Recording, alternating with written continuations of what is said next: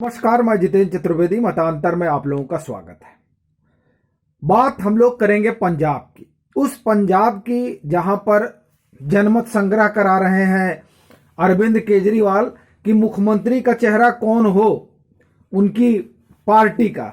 मजेदार बात यह है कि पहले तो जीती है, उसके बाद में तो देखा जाएगा, लेकिन वो अभी जनमत संग्रह करा के ये बता देना चाहते हैं कि देखिए हम कितने लोकप्रिय हैं, वैसे ही जैसे 2017 में दिख रहा था और दिखाया जा रहा था।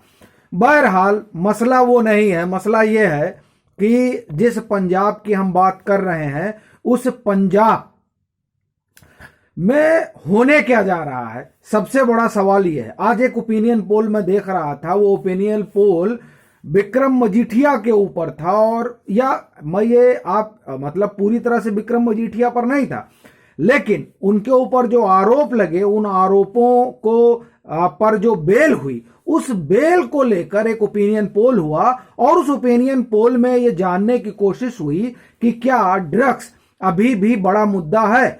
आपको ध्यान होगा 2017 का चुनाव ड्रग्स और बेअदबी पर लड़ा गया था और प्रचंड बहुमत मिला था कांग्रेस को। जब वो जो सर्वे हुआ ड्रग्स वाले मसले में, तो उसमें कहा गया नहीं ये बड़ा मुद्दा नहीं है। ये एक बड़ी चीज है कि जिस मसले पर लेकर चुनाव लड़ा गया था 2017 का, वो अब बड़ा मुद्दा नहीं है। सवाल यह है कि फिर बड़ा मुद्दा है क्या, हम लोग उस पर बात करेंगे, लेकिन उससे पहले हम ये समझते हैं और जानते हैं कि जिस ड्रग्स पर उड़ता पंजाब बन गई थी, सिनेमा आप लोगों को याद होगा कि तब आया था और कितना हो हल्ला हुआ था, वो ड्रग्स अब मसला नहीं रह गया। क्यों? उसकी बड़ी वजह यह है कि इसको एक राजनीतिक उपकरण के रूप में प्रयोग किया जाता रहा। जब आपकी 5 साल सरकार रही साहब, आपने तो कुछ किया नहीं। जब चुनाव की दहलीज पर राज्य पहुंच गया पंजाब, तब आपने कहा कि नहीं अब इस पर जो है फौरी तौर पर एफआईआर करा दिया जाए एनडीपीएस एक्ट में, और ये तमाम चीजें कर ली जाए। तो वो आपने किया, लेकिन जब आप माननीय कोर्ट के सामने गए तो उनको लगा कि नहीं नहीं नहीं, ये लोग लग रहा है कि मामला सियासी यहां पर ज्यादा पकड़ लेता है तूल। तो इस वजह से ये न मुद्दा वहां ठहरा और ना जनता के बीच ठहरता नजर आ रहा है। फिर सवाल उठता है कि मामला क्या बन सकता है। फिर आप देखिए कि बेअदबी वाला मामला आया और उसमें यह साफ तौर पर नजर आने लगा कि दरअसल मामला कुछ और था। तो अब बात यह बनती है कि चुनाव किस मसले पर होने जा रहा है। देखिए यहां जो मुझे लग रहा है कि बेअदबी तो एक मसला रहेगा, ड्रग्स तो हाशिए पर जाता दिखाई दे रहा है जो सर्वे बताता है। ये अपना एबीपी का सर्वे था सी वोटर के साथ, उसमें ये मैंने देखा। लेकिन जो 2 बड़े मसले हैं जिन पर लग रहा है कि चुनाव होगा, वो तो एक प्रधानमंत्री की सुरक्षा से जुड़ा हुआ है, पीएम सिक्योरिटी बीच। ये बड़ा मसला बनने जा रहा है पंजाब के चुनाव में।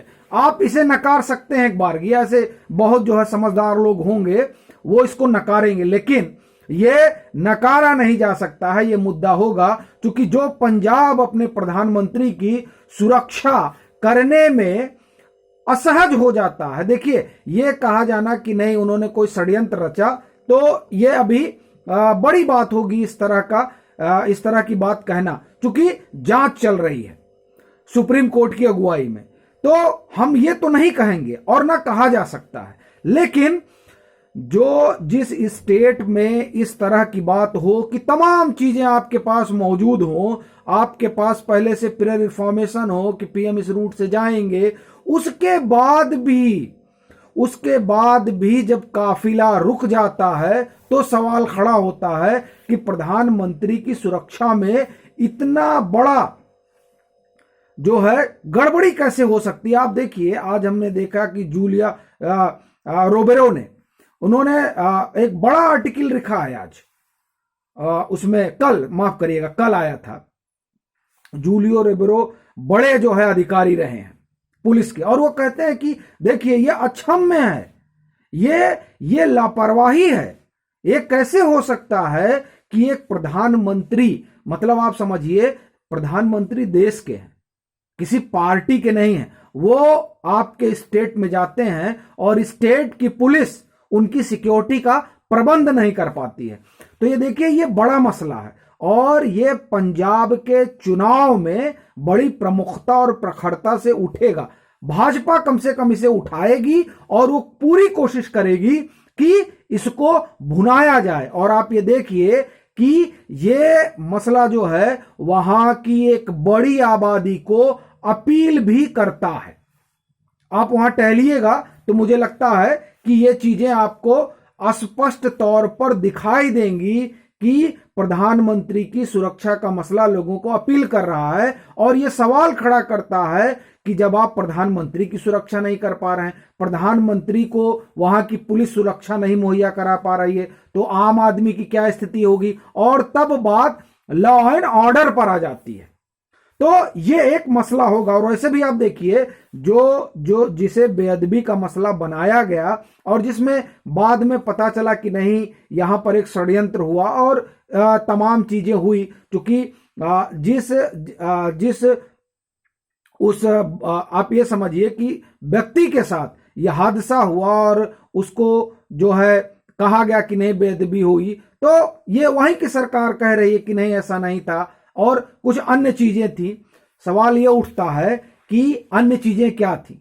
फिर वही बात आ जाती है लॉ एंड ऑर्डर। तो ये जो चुनाव है, ये चुनाव, इसमें ये दो मुद्दे तो नजर आते हैं।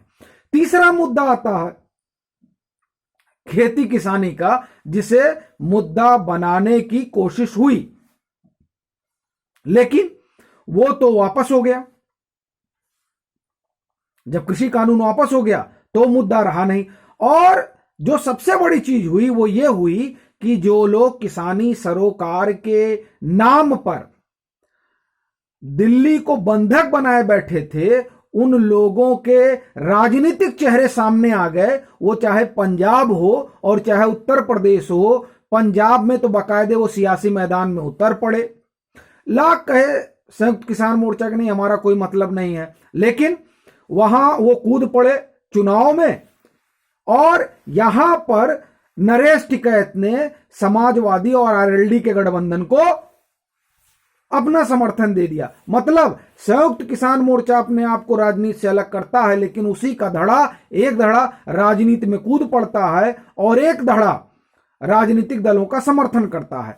तो ये जो मसला बनाने की कोशिश हुई थी, ये तो आप ये समझिए फुस हो गया। हाँ, अब फ्री वाला मसला वहां बनाने की कोशिश अरविंद केजरीवाल ने की है कि हम फ्री में बिजली दे देंगे, हम 10 लाख रोजगार दे देंगे और हम, आप ये समझिए, दिल्ली मॉडल विकसित कर देंगे। मैं अभी कल देख रहा था, एक बड़ी पत्रकार वहां टहल रही थी और उन्होंने बाकायदे कार्यक्रम किया कि पंजाब को दिल्ली मॉडल क्यों चाहिए। तो वो दिखाती कि नहीं ये अव्यवस्था है इसलिए दिल्ली मॉडल चाहिए। अब दिल्ली मॉडल की क्या व्यवस्था है ये उन्होंने नहीं बताया और इस पर हम लोग कई बार चर्चा कर चुके हैं कि 6 साल के कार्यकाल में जो है 420 नौकरियां दी गई और पता नहीं वहां कितना जो है रोजगार बांटेंगे, हर साल में 10 लाख। तो ये एक मुद्दा बनाने की कोशिश हो रही है। पर सवाल ये है कि चुनाव होगा किस मुद्दे पर। तो फौरी तौर पर बेअदबी से लेकर और हम जाएं इस पर प्रधानमंत्री की सुरक्षा तक, तो ये मसले दिखाई देते हैं और इन मसलों को एड्रेस करते हुए कांग्रेस नजर नहीं आती है कहीं। मतलब इन मसलों पर वो खरी उतरी हो। तो अब ये देखना होगा कि और क्या क्या मसले उठेंगे और उन मसलों पर वहां की आबादी क्या निर्णय लेती है। लेकिन एक चीज ध्यान रखिए, वहां की एक बड़ी आबादी है जो इस समय एक अलग मूड में है और उस मनोभाव में ना आम आदमी पार्टी है और ना कांग्रेस है। अभी के लिए फिलहाल इतना ही। अगर आप मतांतर से नहीं जुड़े हैं तो जुड़िए और मतांतर को आर्थिक सहयोग भी करिए और अपने सुझाव जरूर साझा कीजिए।